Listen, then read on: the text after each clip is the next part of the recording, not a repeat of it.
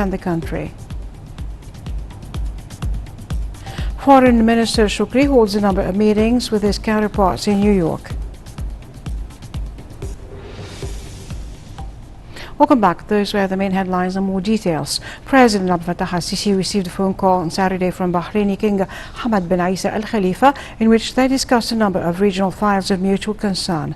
Presidential spokesperson Ambassador Bassam Raji said that the two leaders stressed the importance of unifying efforts to face regional challenges to maintain the Arab national security.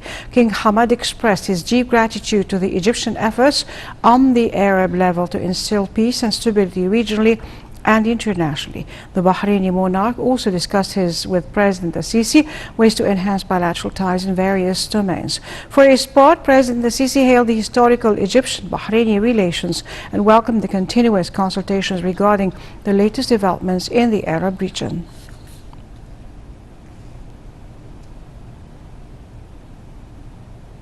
President Abdel Fattah al-Sisi hailed the Egyptian heroes who sacrificed their lives to defend the country on his social media account. The president said that terrorism is trying to destroy Egypt, adding that the Egyptian army is the shield that will defend the country against terrorism. President al-Sisi added that the battle of combating terrorism is not yet and will not be won without the will and determination of all Egyptians to eradicate it.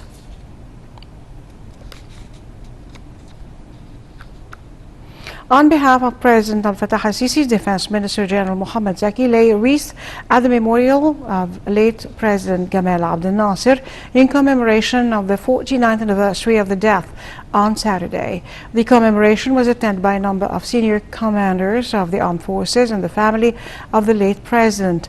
After laying the wreath, Minister Zaki met with the family of the late president, conveying the gratitude of President al-Sisi and the Egyptian people to the sincere national efforts exerted by President Abdel Nasser to support the nation-building process, serving the causes of his nation and supporting the peoples of humanity in their aspirations and struggle for independence and freedom. The defense minister, the general commander of the armed forces, pointed out that the great people of Egypt, along with the wise leadership, are making a new phase in their history.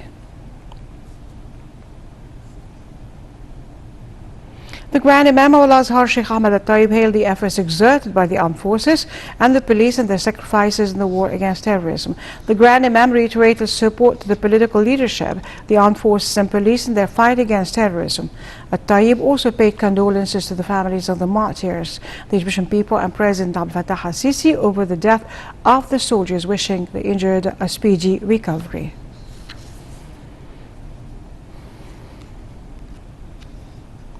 The Foreign Ministry has strongly rejected a report by the Office of the United Nations High Commissioner of Human Rights conditions in Egypt. The ministry spokesman Ahmed Hafiz rejected what was mentioned in the report, saying that it was not acceptable to see this kind of document coming from a United Nations body.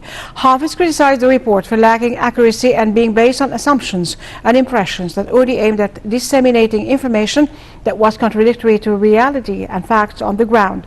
He said that the report, as the OHCHR itself has indicated, was founded on uncertified information, which only meant that the allegations it contained were based on wrong perceptions and uncorroborated hearsay. Hafiz asserted that Egyptian authorities abided by the law and acted with clarity and transparency when they took legal action against any person.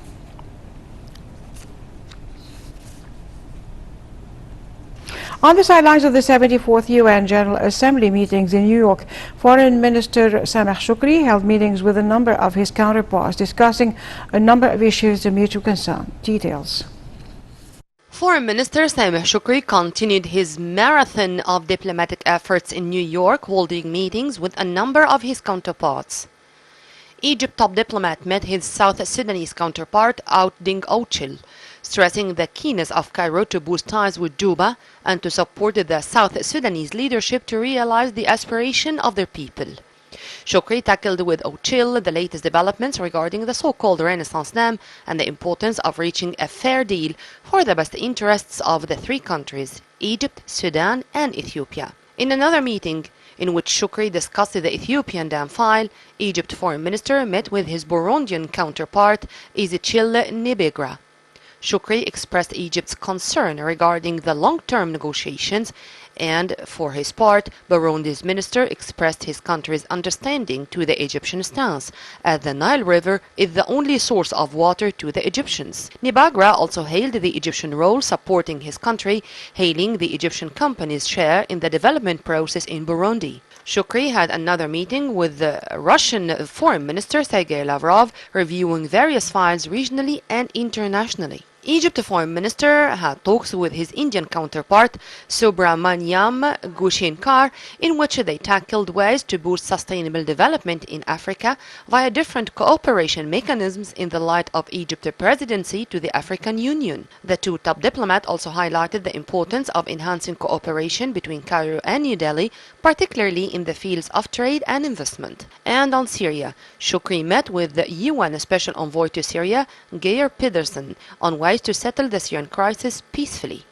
Shukri welcomed the declaration of the Syrian Constitutional Commission and asserted the importance of fighting terrorism and armed militias on the Syrian soil.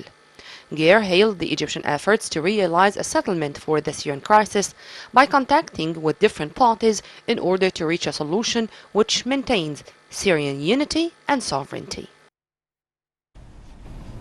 In the same context, the foreign ministers of Egypt, Greece and Cyprus affirmed they are looking for holding the 7th round of the country's tripartite mechanism summit to be hosted by Cairo in October. Spokesman for the foreign ministry Ahmed Hafiz said a tripartite meeting has gathered Foreign Minister Sameh Shukri with his Greek and Cypriot counterparts Nikos Dendias and Nikos Christodoulides in New York on the sidelines of the UN General Assembly meetings to mull arrangements made to ensure a successful summit. Shukri hailed the strength and depth of the well-established strategic relations between Cairo, Athens, and Nicosia in all fields and at all levels. The minister added that the trilateral cooperation mechanism serves as a model for outstanding cooperation to promote peace, economic interest, and cultural dialogue among nations. The Egyptian top diplomat also praised the level of coordination between the three countries at various international and regional gatherings. He also posted the minister on the developments of the talks held between Egypt, Ethiopia and Sudan on rules of filling and operating the Grand Ethiopian Renaissance Dam. The meeting also discussed various regional developments, especially in the Eastern Mediterranean, and ways to intensify consultations and coordination in support of the regional security and stability.